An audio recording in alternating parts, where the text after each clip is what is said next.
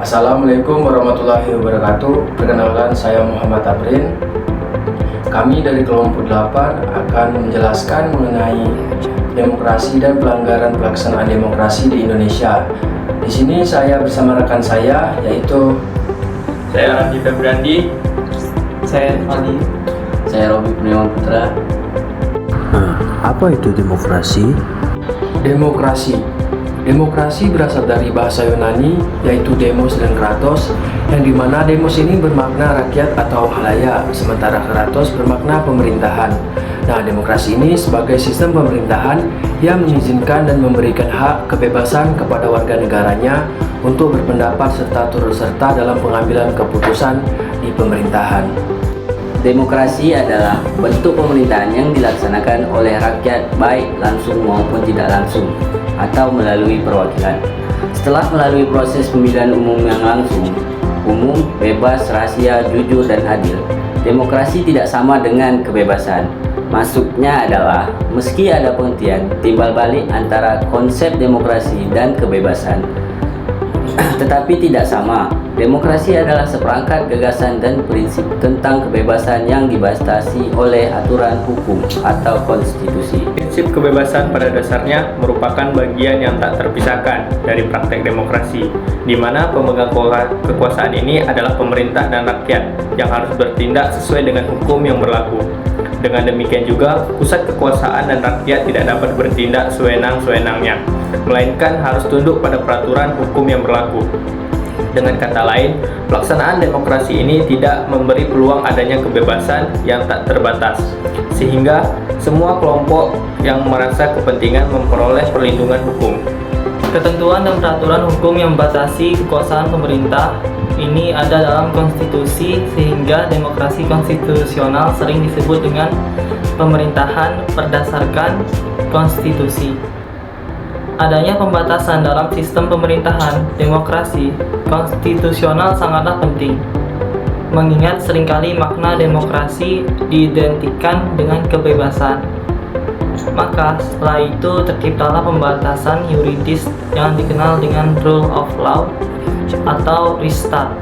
Namun seiring dengan munculnya isu mengenai demokrasi, seiring itu pula kerap menemui berbagai jenis pelanggaran demokrasi yang terjadi. Indonesia sebagai negara yang menganut sistem demokrasi juga tidak lepas dari berbagai jenis kasus pelanggaran demokrasi.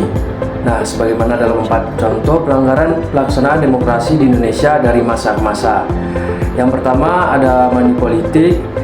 Money politik ini atau politik uang merupakan politik yang selalu menyertai dalam setiap pelaksanaan pemilu, dengan memanfaatkan masalah ekonomi masyarakat yang cenderung masih rendah, maka dengan mudah mereka dapat diperalat.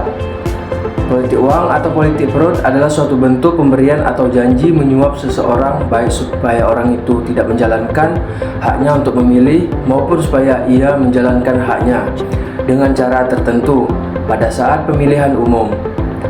Pembelian bisa dilakukan menggunakan uang atau barang. Politik uang ini adalah sebuah bentuk pelanggaran kampanye. Politik uang umumnya dilakukan simpatisan, kader, atau bahkan pengurus partai politik menjelang hari H pemilihan umum.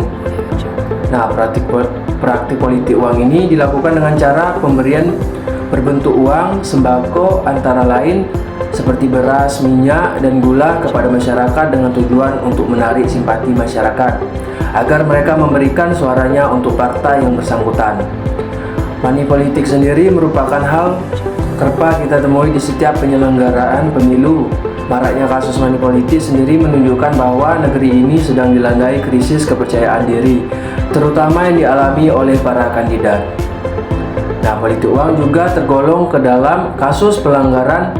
Hal ini terulang jelas dalam pasal 73 ayat 3 Undang-Undang Nomor 3 Tahun 1999. Yang kedua, intimidasi. Intimidasi ini juga sangat berbahaya. Sebagai contoh, seringkali ada oknum yang melakukan intimidasi terhadap warga agar mencoblos salah satu calon. Intimidasi juga disebut kowing. Yang dimaksudkan adalah perilaku yang akan menyebabkan seseorang yang pada umumnya akan merasakan takut, cedera, atau berbahaya. Ini tidak diperlukan untuk membuktikan bahwa perilaku tersebut sehingga menimbulkan kekerasan sebagai teror atau korban yang sebenarnya takut. Berikut contoh kasus intimidasi dalam pelaksanaan demokrasi. Kasus kekerasan dan intimidasi selama berlangsungnya kampanye pemilihan kepala daerah atau Pilkada Aceh sejak 22 Maret. Ketua Panwas Aceh, Nya Arif Fadilah Syah, kepada wartawan dalam jumpa pers di kantor Panwas Aceh Senin tanggal 2 bulan 4 mengatakan kasus itu umumnya terjadi karena pergesekan antar pendukung kandidat seusai menggelar kampanye. Ada yang dilempari batu, ada yang diketapel, ada yang menghalang-halangi masyarakat untuk datang ke lokasi kampanye kandidat tertentu. Yang ketiga, penggelembungan salah satu suara kandidat. Kehilangan satu suara atau penggelembungan satu suara pun merupakan noda, bahkan cacat dalam proses rekapitulasi perhitungan pemilu. Hukum yang dasar dari sebuah proses rekapitulasi perhitungan suara adalah bagaimana melindungi hak rakyat yang berdaulat yang telah menyatakan pilihannya, dikutip dari salah satu politisi ternama Partai PDIP.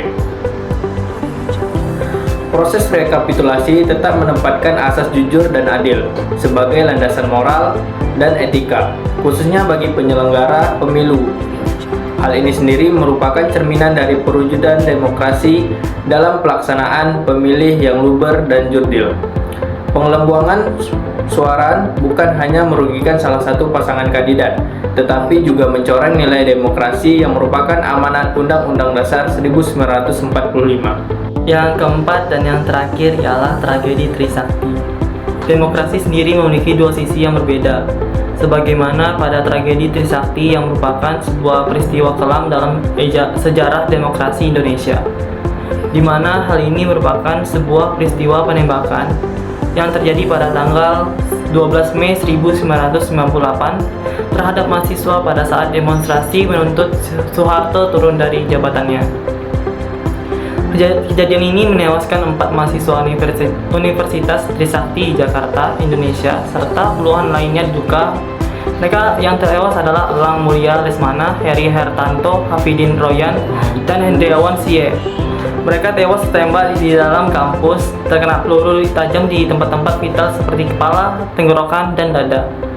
Sudah bukan rahasia lagi jika ketika masa Orde Baru demokrasi adalah sesuatu yang mahal harganya. Bahkan untuk menembusnya harus dibayar dengan nyawa.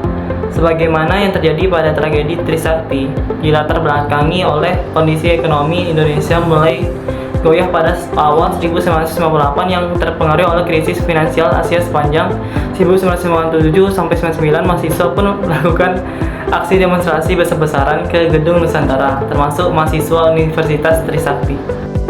Itulah penjelasan mengenai demokrasi dan pelanggaran penggunaan demokrasi yang ada di Indonesia. Cukup sekian dari kelompok kami tutup. Assalamualaikum warahmatullahi wabarakatuh.